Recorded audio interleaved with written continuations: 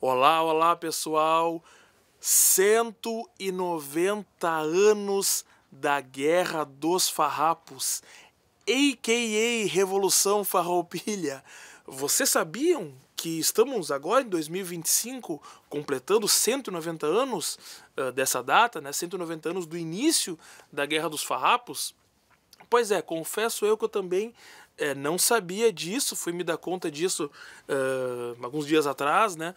Tanto que eu nem ia gravar vídeo sobre esse assunto. O feriado em si, do 20 de setembro, aqui no Rio Grande do Sul, foi comemorado faz uma semana, né? E eu até nem ia gravar, mas aí eu me dei conta, né, que são 190 anos, eu achei que seria interessante. Eu aqui como historiador, né, porque é um tema que, vocês sabem, tem muitas versões, é um tema que tem muita disputa, né, sobre a memória desse tema, né. Então eu achei que eu aqui como um historiador do Rio Grande do Sul, seria interessante aqui comentar alguns tópicos sobre isso, né, pra gente ter aqui uma conversa sobre isso. Inclusive, é tão importante a gente fazer isso que tu que tá vendo esse vídeo, tu mesmo, tu vai fazer sabe o que agora? Vai curtir aqui esse vídeo e vai se inscrever na nossa Cinemateca Histórica enquanto eu tomo meu chimarrão aqui. Muito caricato, né? Só porque o tema é Guerra dos Farrapos, História Gaúcha, tem que tomar um chimarrãozinho. Mas o pior é que eu sou viciado em chimarrão, eu tomo todos os dias. Iguaria indígena, pra quem não sabe, o chimarrão é de origem guarani. Na verdade, gente, boa parte da indumentária gaúcha que se tornou assim, digamos que célebre ali, do que a gente acha que é do tradicional do gaúcho, né? Como chimarrão, boleadeira, muitas coisas vieram de origem indígena, tá? Pra quem não sabe. Mas enfim. Então assim, gente, 190 anos, né? Eu sempre considero que são momentos interessantes, essas datas redondas, são momentos interessantes da gente debater os temas. Muitos colegas meus não consideram assim, acham que isso vulgariza o tema, mas eu acho que, na verdade, nós, no campo da história, temos uma certa fragilidade de ampliar o debate na sociedade, né? Então essas datas redondas dão um pouco mais de facilidade, mais de acesso, já que são datas que permitem com que meios de comunicação mais amplos debatam o tema. Então a gente consegue entrar um pouquinho mais, né?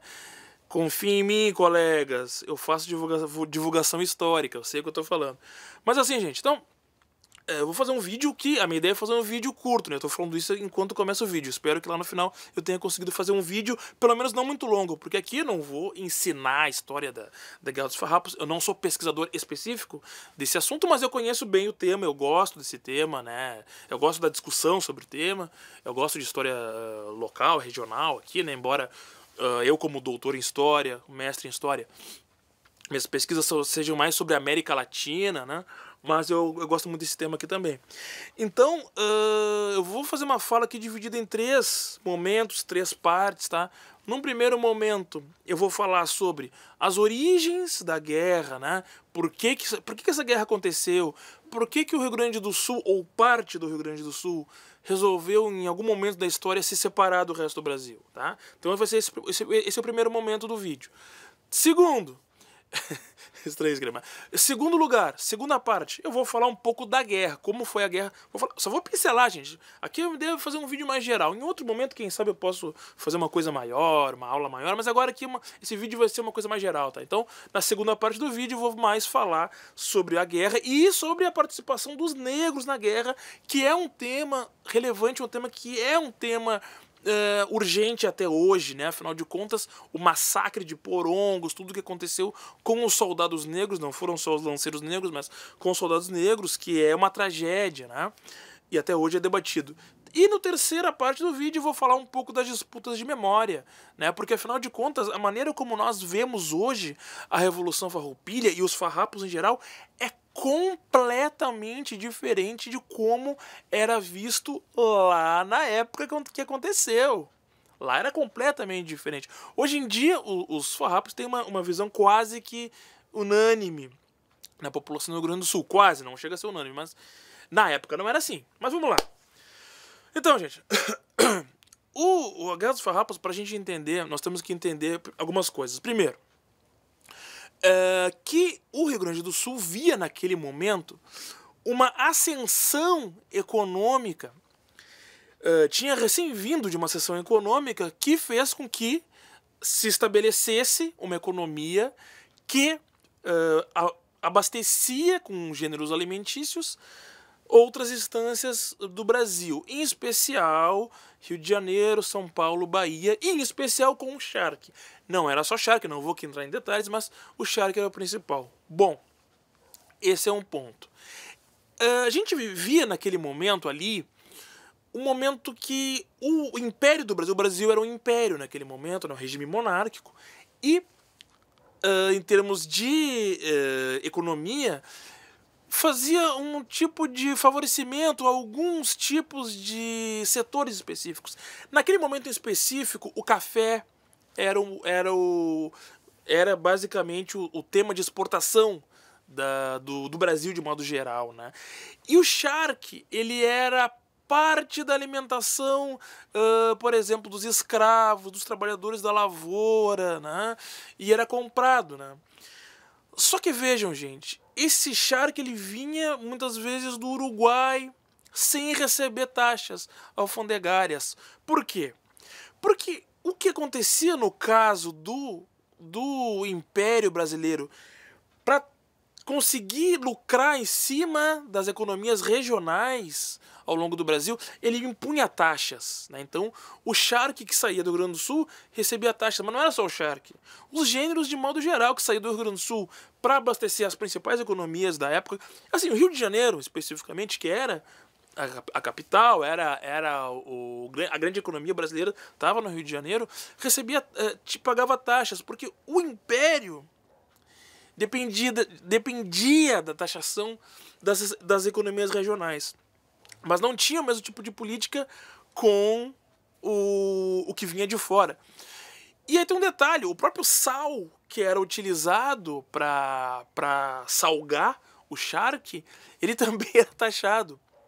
Então, os uruguaios, eles conseguiam fazer enviar o charque já salgado para o Brasil. E isso fazia com que o preço médio dele baixasse, né? E isso, é claro, que teve um grande impacto na economia do Rio Grande do Sul. Então esse é um primeiro ponto, né? Outro ponto é que a gente tem que pensar o seguinte, gente. A gente via aqui no Rio Grande do Sul uma economia que era agropastoril, né? E era pecuarista. Pelo menos da sua maneira majoritária. E a gente tinha uma elite econômica que dependia basicamente desses gêneros alimentícios para fazer a sua exportação, que era interna, exportação interna. E naquele momento, gente, não existia uma diferença entre uma elite econômica, uma elite política, uma elite social. A gente tinha uma burguesia rural, que eram grandes estancieiros e que, inclusive, eram responsáveis pela defesa do território. Porque, vejam, tinha acontecido alguns anos antes a Guerra da Cisplatina, quando o Brasil perdeu o controle da banda oriental, que se tornou o Uruguai. E as tropas que lutavam lá eram tropas do Rio Grande do Sul. Não só, mas principalmente do Rio Grande do Sul. Além disso, o Brasil vivia tensões terríveis com a Argentina. As guardas de fronteira eram do Rio Grande do Sul. Quem faziam as guardas de fronteira eram basicamente estancieiros gaúchos, que tinham as suas tropas próprias, particulares. Com isso recebiam terras, recebiam dinheiro, recebiam recursos, ainda que poucos, do centro do país. E é claro, eles acabavam sendo assim os donos da política local. Eles acabavam ditando as regras da política local. E tinham uma relação difícil com o centro do país. E essa relação também era difícil com Porto Alegre. Isso é interessante. Porto Alegre tinha já uma relação mais direta com o Rio de Janeiro. Na verdade, gente, existe um tema que é o tema das guerras gaúchas, que são 3, para mim foram 5, mas não importa. E nem vou entrar em detalhes das 3 também. Mas tem a ver um pouco as guerras gaúchas com um embate da economia de Porto Alegre, que é uma economia mais voltada a comércio, a produção, com a economia das fronteiras do estado, que são mais pecuaristas e agricultoras, né? Então, Então, esse é um outro elemento. Então, as elites gaúchas, repito, eram pecuaristas, eram militarizadas, tinham títulos e terras que recebiam do Império do Brasil para fazer a defesa das guardas. Tanto que o Bento Gonçalves, o líder do movimento, chegou a ser o alcaide de Cerro Largo, no Uruguai, quase como se fosse um prefeito, tá? Isso antes do Uruguai ser Uruguai, quando era a banda oriental que fazia parte do Brasil, tá? Então vejam. E além disso, a gente tem que entrar num tema aqui que é o seguinte: as conspirações republicanas e liberais, que já aconteciam no Brasil.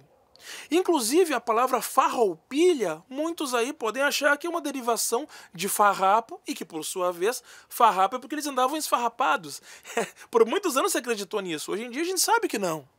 A gente sabe que não. Na verdade, farroupilha é uma referência à Revolução Francesa. Eram como os chamados liberais exaltados, porque, vejam, no Brasil já existia uma discussão sobre republicanismo e liberalismo. Nós vivíamos um império, uma monarquia. Muitos defendiam que deveríamos ir para um regime republicano-liberal. Né? E a própria farroupilha era uma referência à Revolução Francesa. Tanto que farroupilhas eram, antes da Revolução Farroupilha, os que se designavam liberais no Brasil. Inclusive o Cipriano Barata, que foi o líder da Conjuração Baiana naquele período, se dizia um farroupilha. Vejam, esse é um outro ponto que a gente tem que entrar aqui. A gente tinha conspirações liberais, pessoas que defendiam um novo tipo de governo. Aqui no Rio Grande do Sul a gente pode destacar que existiam reuniões em Porto Alegre, né? Porto Alegre, que muitos se diz nunca foi farrapa, e é verdade. Eu mesmo já fiz vídeo sobre isso, por isso que tem que tomar um chimarrão, gente. Eu tô com rinite. Então o chimarrãozinho vai ser aqui minha fonte de hidratar a goela. Mas vamos lá. Quero fazer um vídeo mais fluido, que tá sem muitos cortes, enfim, pouco aula mesmo, mas resumida, né? Resumindo um pouquinho a Revolução Farroupilha, a.k.a. Guerra dos Farrapos. Depois eu vou falar se foi revolução ou não. Mas é o seguinte, vocês já sabem a resposta, mas não importa. Então assim, a gente tinha já uma discussão sobre um regime republicano no Brasil. E aqui em Porto Alegre aconteciam reuniões. Uma das pessoas que era responsável por essas reuniões era um italiano chamado Tito Livio Zambeccari, que inclusive foi responsável por trazer muitos italianos depois, na época da guerra, inclusive o Giuseppe Garibaldi. Tá? Então, havia essa ascensão de um pensamento republicano liberal que representava a palavra farroupilha. Além disso, nós vivíamos o período regencial, ou seja, o Dom Pedro I tinha ido a Portugal, né, abdicou do trono, e aí o Dom Pedro II era uma criança. Então, nesse período, que era o período da regência, antes do golpe da maioridade, não vou entrar em detalhes aqui, quando foi reduzida a maioridade para o Dom Pedro II, né, assumiu o trono com 15 anos, na época da Guerra dos Farrapos ele era menor ainda, né? Tava, sei lá, 8, 9 anos de idade. Então ali o Brasil era comandado pela regência, né, por um período regencial, onde a estrutura dos estados ela foi entrando em conflito com o poder central. Tá? Uma série de reivindicações... Olha como tá a minha garganta, gente. Né, tá mudando de temperatura essa época aqui no Rio Grande do Sul. Você sabe como é que é. Entrou a primavera agora, né? Quem tem rinite dá uma sofrida. Então vejam só. No período regencial, aconteceram várias revoltas no Brasil, várias, cabanagem, balaiada, não vou entrar em detalhes. E a Farroupilha foi uma delas, né? Então, isso tem também a ver com isso. Então, vejam, os estancieiros gaúchos, eles reivindicavam maior atenção do governo central. Eles reivindicavam mais condições de fazer enfrentamentos com os castelhanos, que é os uruguaios argentinos. Eles faziam a guarda de fronteira, eles queriam ainda mais benefícios pelo trabalho que faziam aqui. Além disso, o Rio Grande do Sul, por ser o estado que mais entrava em contendas militares naquele período, e inclusive civis aqui, teve a sedição, que aconteceu 5 anos da Revolução Farroupilha, que foi uma revolta de alemães aqui, enfim. Né? E além disso, a gente tem que destacar o seguinte: o Rio Grande do Sul era lugar de punição para militares rebeldes de outros lugares. Então, quando acontecia uma revolta em outro lugar e tinha militares envolvidos pelo lado dos rebeldes, o que acontecia? Eles pegavam esse militar e enviavam para o Rio Grande do Sul como castigo. Então tudo isso vai formando um caldo cultural propício, né? Até que e aí tá, aqui pincelei aqui os motivos da revolta, tá, gente? Agora vamos entrar pra guerra em si. Então a guerra começa no dia 20 de setembro de 1835, com a invasão de Porto Alegre, né, pelas tropas comandadas pelo Bento Gonçalves. O Bento Gonçalves, gente, ele era o principal líder político do movimento. Ele é uma figura, assim, muito, ainda que controversa, interessante sob certo aspecto.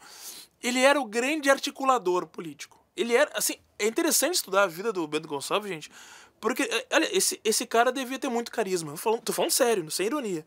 Porque, assim, tudo que a facção política do Estado se dava bem com ele. Ele tinha uma capacidade de articular, inclusive fora do Rio Grande do Sul, com a maçonaria. Aliás, eram todos maçons aqui, né? Ele tinha, assim, ele se dava bem meio que com todo mundo. E ele meio que comprava, assim, os lados, né? Então, vamos lá, os farroupilha, os liberais exaltados, que tinha os liberais moderados e os exaltados, tá? Na disputa contra a ideia de monarquia. Os exaltados defendiam a luta armada, os liberais moderados defendiam uma nova constituição que acabasse com a monarquia. E aí tipo assim, o Bento Gonçalves consegue trazer as duas facções para dentro da revolta. É uma coisa impressionante. Ele consegue trazer os militares insatisfeitos. Outra coisa, eles recebiam patentes militares pelo trabalho de fronteira que faziam aqui no Rio Grande do Sul. O próprio Bento Gonçalves, o principal líder, como eu estou dizendo, ele chegou a ser o chefe da guarda de fronteira aqui que existia. Então, isso fazia parte, né? E, como eu falei, o Bento Gonçalves ele era essa liderança política que fazia articulação entre diferentes partes do movimento. Ele entra em Porto Alegre, uma tropa, inclusive, cheia de negros. Eu estou dizendo isso porque há um apagamento com relação a isso, tá? Se imagina, e existe até um quadro, né, sobre a Batalha da Zenha, que é a entrada dos farrapas em Porto Alegre. Nesse quadro é só brancos. Não dá, gente. Essa tropa estava cheia de homens negros e indígenas. Inclusive, isso, até vou falar uma coisa, assim, o Bento Gonçalves não era um abolicionista da escravatura, vou entrar nesse tema. Mas ele era um cara que, nas tropas dele, sempre teve muitos negros. Ele tinha, assim, dentro do que era possível desse pensamento farroupilha, que era bastante controverso, inclusive sob esse ponto de vista, porque eles defendiam uma liberdade para a elite agropecuarista. Né? Liberdade dos homens e mulheres negras, parcialmente, apenas para lutar, né? Mas o Bento Gonçalves, ao menos, ele convivia ali com os escravos e tudo mais na tropa. Ele não tinha, alguns generais não queriam conviver. Ele tinha, então, uma coisa de liderar bem ali e tal. Enfim. Então eles entram em Porto Alegre e começa a guerra. Não vou aqui dar grandes detalhes de como foi a guerra, porque senão eu teria que dar uma aula bem grande. Eu conheço bem esse assunto, mas não vou fazer isso agora. Eu vou dizer assim, ó, a guerra durou 10 anos, né, como eu falei, e foi uma guerra onde os farrapos, os farroupilhas, e aí tem uma coisa assim, ó, que eu quero fazer questão. Isso é uma das coisas mais importantes que eu vou ensinar aqui nesse vídeo, nessa mini aula, entre aspas. A gente não pode pensar assim, ó, como é dito no popular, que é o Rio Grande do Sul versus o Brasil. O Rio Grande do Sul se separou do Brasil. Gente, não é bem assim. Por quê? Era uma parte do Estado, que era os farrapos, os farroupilhas, que defendiam isso, e a outra parte que não defendia e lutava ao lado do Império. Então é uma guerra, basicamente, de duas frações políticas militares, os farrapos defendendo uma república. Aliás, também é controversa a questão da separação. Na invasão de Porto Alegre, que foi o ato número 1 da revolta, Bento Gonçalves escreve uma carta para o Império dizendo, olha, atenda às nossas condições ou vamos lutar pela separação. ele não declarou que estava separando. A declaração de separação acontece 1 ano depois, na Batalha de Seival, no interior do estado aqui, onde o Antônio de Souza Neto proclama a República Rio-Grandense. Então vejam, tu tinha um lado, que eram os farrapos, e o outro lado, os legalistas ou imperiais, que defendiam que o Brasil tinha que ser uma monarquia. Mas vejam, esse debate acontecia, como eu falei, no Brasil, sobre república ou monarquia, isso acontecia em vários lugares. E nos outros estados, muitos dos que defendiam que tinha que ter uma república no Brasil, muitos desses defenderam a causa dos farrapos. Teve gente que veio pra cá.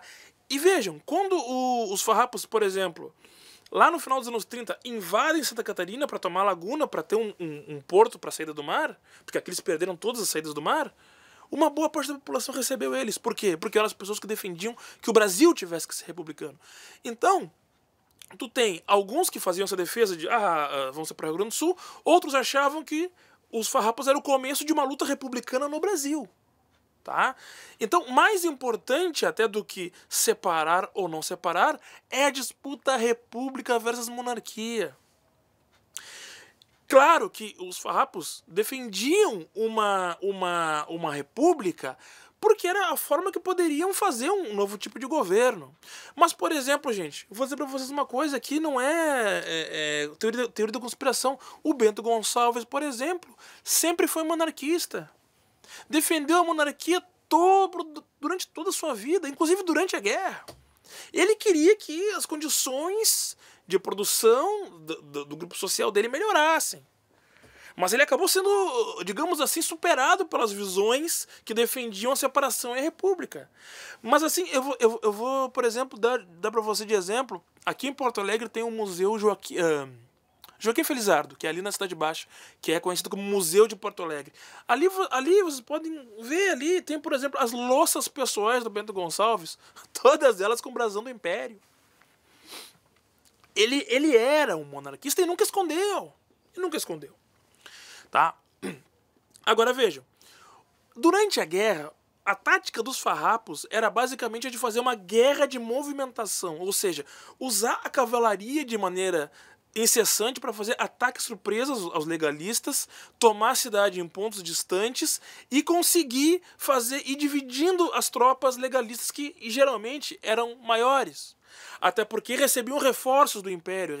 Gente, eu vou dizer uma coisa para vocês. Muita gente acha que o Império não demorou a dar bola pro conflito. Mas não é bem assim. O Império demorou a conseguir entrar no conflito porque existiam várias revoltas no Brasil. Como eu falei, o período regencial foi um período marcado por muitas revoltas. E o Império, primeiro que não tinha um exército completamente constituído no Brasil inteiro, as tropas militares eram muito regionalizadas, né? Isso demorou muito a se constituir, 100 anos, né? Enfim.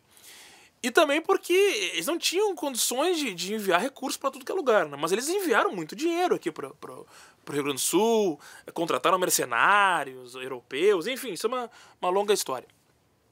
E os farrapos faziam essa guerra de movimentação que, de certa maneira, vai ser ali um ponto importante do que se chama de guerra à gaúcha, que é basicamente fazer ataques de cavalaria, se dispersar no território, fazer defesa com guerrilha e se mesclar no território, inclusive fazendo um pouco de guerra psicológica, até degolando adversários. Tá? Então, o que se chama de guerra à gaúcha, eu cheguei a fazer um vídeo um tempo atrás explicando melhor o que é isso, tá? Mas enfim. E para suprir a diferença de condições militares, agora eu vou entrar aqui num tema importante, que é a inserção dos negros no conflito, né, gente?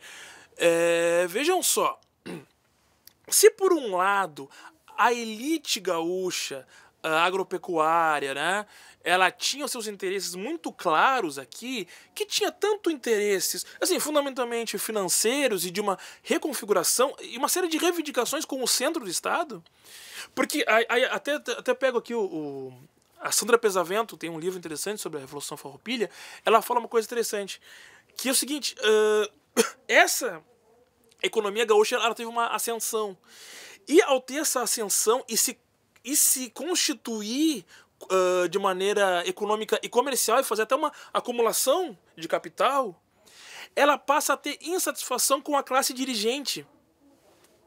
que é o império. Então, da mesma maneira como na Europa a burguesia ela em algum momento da história se enfrentou com a monarquia por motivos parecidos, aqui essa burguesia gaúcha, ainda que aqui seja rural, ela também viveu esse mesmo inteirinho histórico. E aqui, gente, eu já vou pegar aqui um tema que eu sei que o pessoal aí adora. O tema revolução. Foi ou não foi uma revolução? Gente, temos que ver o que nós estamos considerando uma revolução. Porque, olha só, é muito comum a gente ver assim, ó, não foi revolução, não mudou nada, não defendia uma mudança social. Vejam, depende qual conceito a gente está pegando de revolução. Se a gente está pegando um conceito marxista, é isso aí. Não dá para considerar. E eu, pessoalmente, em termos de metodologia histórica, teoria histórica, eu pessoalmente me fio muito no materialismo histórico. Então, realmente,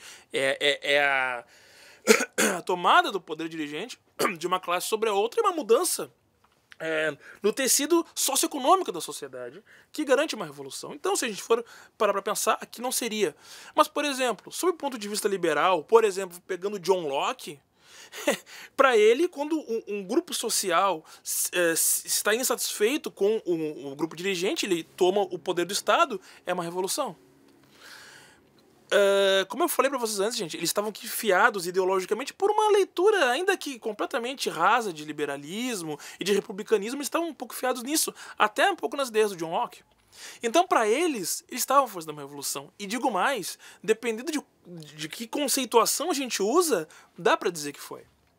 Eu sei que é controverso, mas eu vou dizer uma coisa para vocês, até se a gente pegar no materialismo histórico, era uma luta de uma classe sobre a outra, de certa maneira, de uma burguesia rural ascendente contra a monarquia. Bom, então, como eu dizia, a gente tem que ver que a gente tinha uma classe senhorial, uma burguesia agrária ascendente, que já estabelecida, né, que estava em luta contra uma classe social que era a monarquia, que era a nobreza.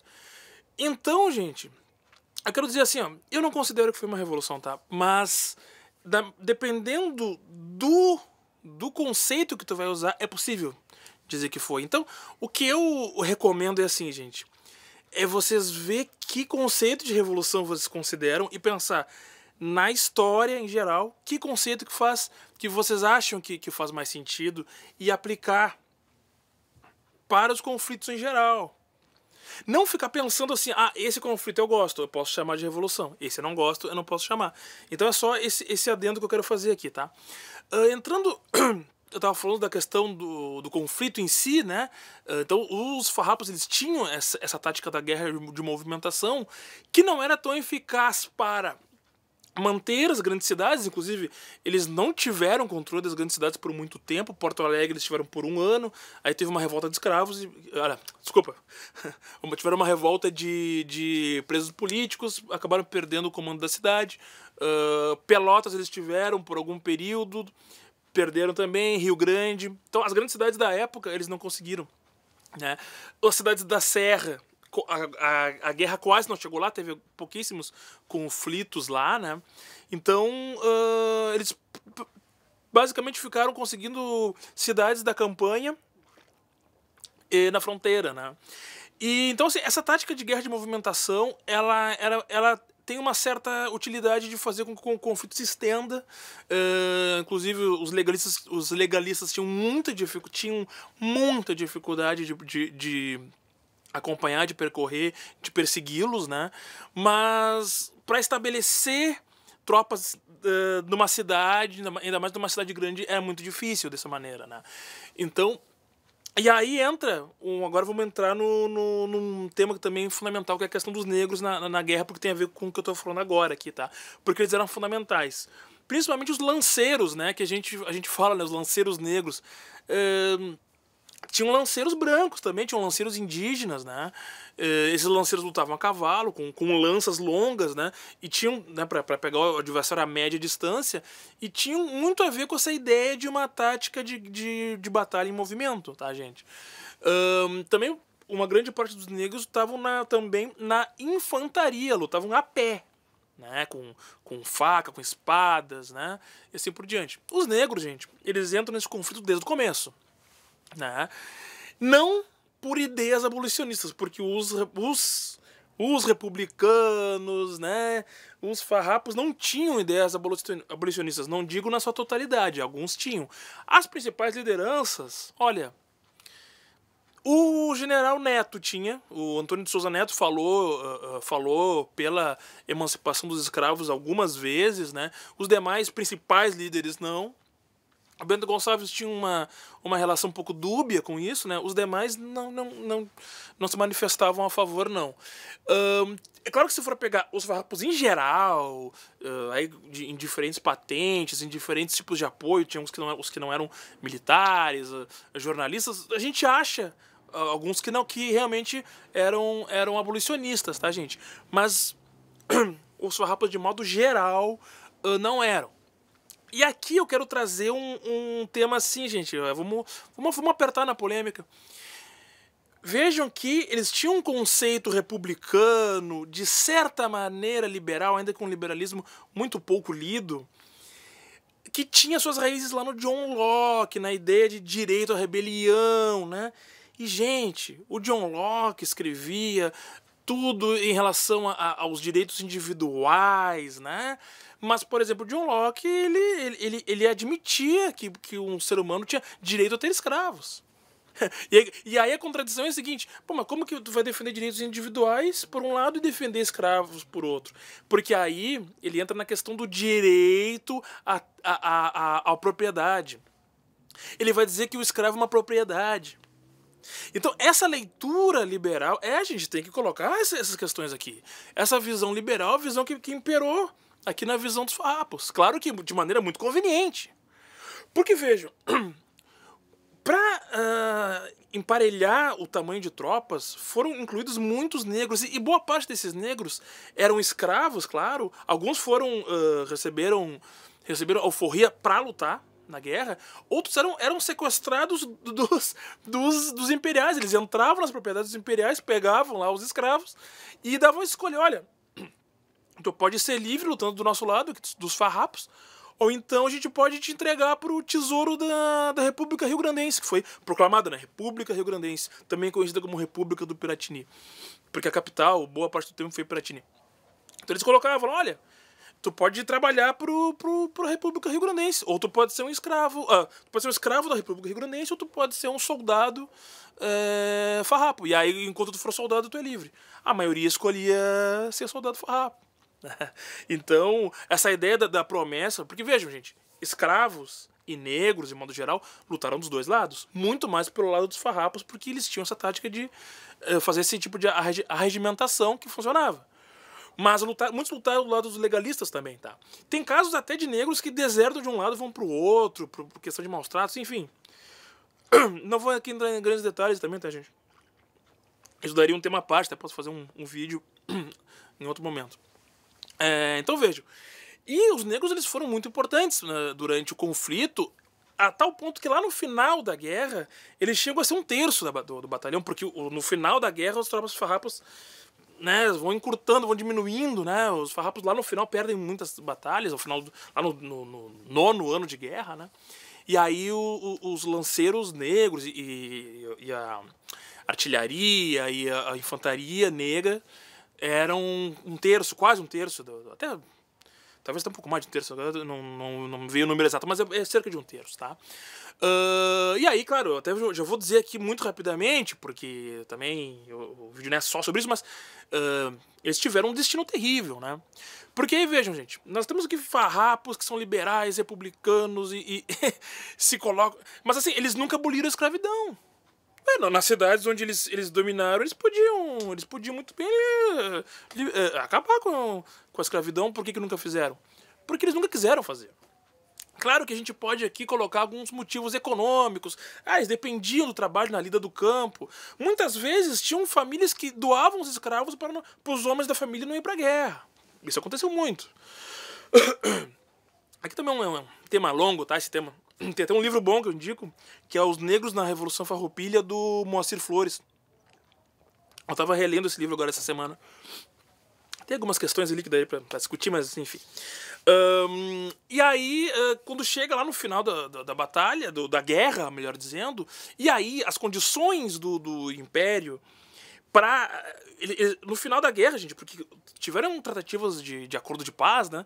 E o Império, no primeiro momento, não queria ceder a nada, depois começou a ceder tudo, quase, até chegar no ponto lá que aceitou tudo. Que os militares gaúchos, farrapos, fossem pro exército brasileiro com a mesma patente que tinham como farrapo. Então o cara era general aqui. Por exemplo, Bento Gonçalves não era general antes da guerra, ele era coronel do exército brasileiro. Ele se tornou general farrapo. E aí, quando vai para o Exército Brasileiro, general do Exército Brasileiro. Então, assim, isso, que o Império pagasse as dívidas da falida República Rio-Grandense, assim, anistia para os envolvidos. O Brasil é o país da anistia, né? Vamos ver se essa de 2025 não sai, mas tudo bem. Tomara que não, né? Vamos lá. Mas o que acontece? A história, né? É um processo. Mas a questão dos escravos era complicada, eles não sabiam o que fazer, né? Porque prometeram liberdade para os escravos. Então, a saída que encontraram foi: a gente pode. O Império o Império era escravocrata. Então, não podia aceitar. O que eles ofereceram para os farrapos é: olha, os negros que lutaram por você, só esses, se entrarem para o Império do Brasil. Desculpa, se entrarem para a Marinha Brasileira. Ou para o Exército Brasileiro, era mais a Marinha, e foram para o Rio de Janeiro, eles são livres dentro das Forças Armadas, né? E aí isso não agradava aos negros daqui do Rio Grande do Sul. Ninguém me disse que eu tinha que sair daqui, minha família, como é que faz, né? E aí, claro, acabou sendo tudo muito conveniente para o massacre de Porongos, que lá no Porongos, lá no final da guerra, a gente sabe, tropas do Chico Pedro, popular Moringue, que foi inclusive o grande algoz dos farrapos ao longo da guerra, entraram lá no acampamento comandado pelo Davi Canabarro e massacraram os soldados negros, que até, eu quero fazer uma justiça aqui, muito se fala dos lanceiros negros. Eu diria que eram soldados negros, porque na verdade tinha muita infantaria, tinha até mais infantaria do que lanceiros, tá? Então, foram massacrados e mortos, e existe documentação. A gente sabe que o Duque de Caxias já tinha dito antes, né? Tinha recebido ordens do Rio de Janeiro: olha, vai lá e poupa a gente branca da terra. Isso tem carta falando, né? E tem também uma carta, porque o Duque de Caxias aqui já era o comandante, depois eu falo um pouquinho disso, mas já era o comandante do Exército Farroupilha nesse momento aqui histórico, do Exército Imperial, desculpa.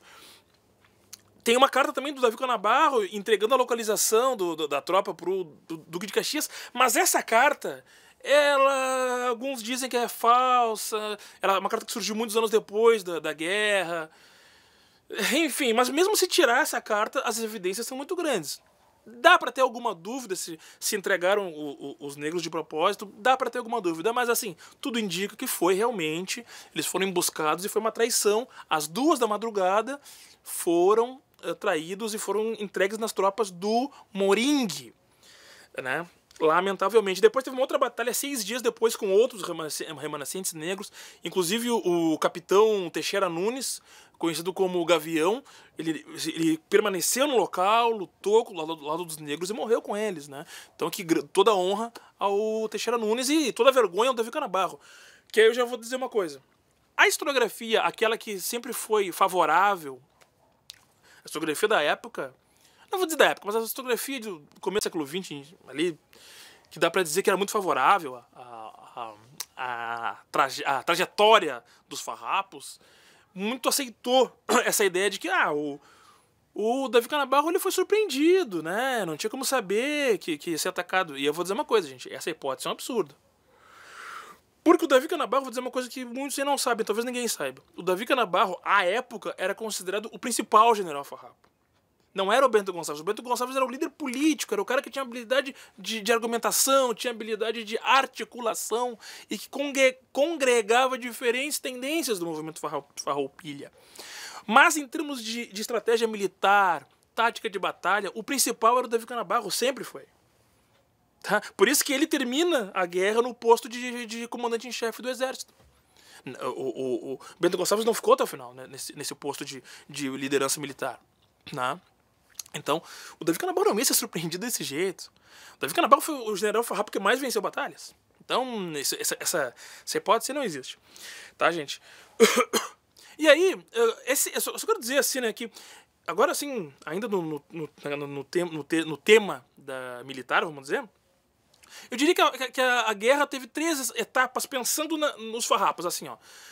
De 1835 a 1839, até o começo de 40, os farrapos conseguiram muitas vitórias, conseguiram entrar em várias cidades, chegaram a dominar algumas cidades grandes, aí dominavam, depois perdiam, né? Até 39. De 40 a 43, começa um revés, assim, dá pra dizer que um pouco estável, os dois lados vencendo batalhas. De 43 a 45, os farrapos só recuando de tudo que era lugar. A capital farrapa mudou de várias vezes de lugar, Viamão, Piratini, Caçapava, e ficava mudando entre essas 3, era motivo de chacota, né? Então, mais ou menos assim que se configurou a guerra. E agora vamos para a parte que é o pós-guerra, que é a questão da memória. Olha só, gente, esse tema é muito interessante. Porque na época, os farrapos não eram consenso. Como eu estou dizendo aqui, gente, a sociedade sul-rio-grandense se divide entre aqueles que achavam que a monarquia tinha que continuar e os que defendiam uma separação republicana. E não era um consenso. Quando que isso passa a ser um consenso? Aliás, até deixa eu dizer uma coisa. A guerra acaba a partir de quando terminam as outras revoltas regenciais e o Império consegue concentrar forças aqui. Aí manda o Duque de Caxias para cá. O Duque de Caxias pega 2 generais para ser os principais do comando, Chico Pedro, né, o Moringue, e o Bento Manuel Ribeiro, que é um ex-farrapo, que trocou de lado mais de uma vez, que eram 2 caras que conseguiam dominar a tática da Guerra à Gaúcha, que era a grande, né, que era essa guerra de movimentação, que era o grande trunfo dos farrapos. Esses 2 caras conheciam como ninguém. Porque eles eram militares gaúchos, né? E aí o Duque de Caxias construiu 2 colunas com todos os recursos. Ó, vocês 2 vão ter todos os recursos e vão caçar os farrapos para tudo que é lugar. E os farrapos já estavam num momento enfraquecido lá, né? De 43 em diante. Aí, cara, passaram o rodo nos farrapos, tá? Mas enfim, isso é uma outra história. Agora, vejam só. A guerra acaba também por muitos motivos, mas um deles é justamente porque o Império do Brasil começa a perceber que vai precisar do esforço militar gaúcho mais uma vez no futuro, porque começa a ter tensões de novo com a Argentina, de novo com o Paraguai. E aí lembre, né, pouco tempo depois, algumas décadas depois, vai ter a Guerra do Paraguai, onde o contingente militar do Rio Grande do Sul é utilizado de novo. Inclusive, o Paraguai invade o Rio Grande do Sul, para quem não sabe. Então vejam, aí começa a ter uma certa mudança na dinâmica Rio Grande do Sul-Centro, né? Que é basicamente, bom, de novo precisamos do Rio Grande do Sul. Mas mais do que isso, gente, não esqueçam que a gente teve a proclamação da República, né? 1889. Proclamação da República. Então, a monarquia deixa de existir no Brasil. Quando isso acontece, começa a se procurar símbolos republicanos de uma luta republicana anterior. A gente sabe que a República foi um golpe de Estado, né? Um golpe militar, na verdade. Um golpe militar, melhor dizendo. Mas aí veja, gente, assim como vai ter anos depois a busca de um herói nacional, que aí se torna o Tiradentes, o herói que lutou pela República, o herói que queria independência, né? Isso tinha acontecido já na história do Brasil. Os farrapos, como lutaram por uma república, eles passam a ser lembrados aqui no Rio Grande do Sul. Ainda mais que passa depois da proclamação da República, passa a comandar o Rio Grande do Sul aqui o Partido Republicano Rio-Grandense, que comanda, gente, por 30 anos direto o Rio Grande do Sul. Direto, vai até lá a era Vargas. E esse partido começa a mudar começa a mudar a visão que se tem sobre os farrapos. Por quê? Porque, primeiro, eles tinham lutado por uma república, e segundo, o Júlio de Castilhos, que era o líder do Partido Republicano Rio-Grandense, ele era neto de um comandante farrapo. Então, começa a se fazer uma revisão da mudança. E aí quando vai ter lá 100 anos depois do começo da revolta, 1935, o Partido Republicano ainda estava no poder do Estado, aí se faz uma grande celebração. Aí o Getúlio Vargas era o presidente do Brasil, né? E ele vai também investir nessa visão de que os farrapos eram, na verdade, o lado agregador da sociedade rio-grandense. O que antes deles não era a visão. A visão era que os farrapos tinham desagregado o tecido social. Eles tinham feito uma separação a fórceps. Então isso começa a mudar, gente, a partir dos republicanos no poder do Estado brasileiro, do Estado rio-grandense e do Estado brasileiro. Percebem? E aí, gente, só para encerrar, eu gosto muito de pegar essa ideia de hegemonia do Gramsci, né? Então, o poder dirigente, ele faz a ideologia do Estado e a ideologia da sociedade por conseguinte. Gente, vejam só. Se a gente for pegar como a coerência histórica, nunca que o acampamento Farroupilha deveria ser em Porto Alegre. Porque Porto Alegre não foi adepta dos farrapos. Seria um assinte pensar Porto Alegre como lugar de celebração da Revolução Farroupilha. Mas onde que tem o acampamento Farroupilha todos os anos? Em Porto Alegre. Claro que a gente pode dizer, mas é que é porque é a capital do estado. Mas hoje em dia quase que não tem divergência na visão de quem vê. Porque a hegemonia de estado mudou. Então hoje o Estado vê os farrapos como sendo uma extensão das suas ideias, né? Na época, eles eram os divergentes das ideias de Estado. Vejam, entendem isso? Então, não, e digo mais, gente, tem um desfile Farroupilha, né, aqui em Porto Alegre em todo 20 de setembro. Faz parte do desfile, por exemplo, o Exército. O Exército brasileiro nunca poderia participar disso se a gente for pensar em coerência histórica. Imagina! A guerra foi contra eles. A guerra foi também contra o Exército brasileiro. Mas é que a hegemonia de Estado, as instituições de Estado participam de um festejo que é considerado civil e militar, claro. Então é isso, gente. Para resumir, eles entraram era uma guerra de uma classe senhorial, uma burguesia agrária. Eles eram uma classe senhorial, uma elite burguesia agrária. Eles não eram abolicionistas. Fizeram uma guerra realmente de 10 anos, com muitos feitos militares. De repente, no outro vídeo eu posso falar, mas alguns feitos militares impressionantes, né? A guerra termina porque o Império precisa deles para continuar fazendo as guerras que eles faziam antes, né? As classes sociais continuaram iguais a como estavam antes da guerra. Os escravos, os senhores de engenho, todos continuaram como já eram antes. Ainda por cima receberam compensações de guerra.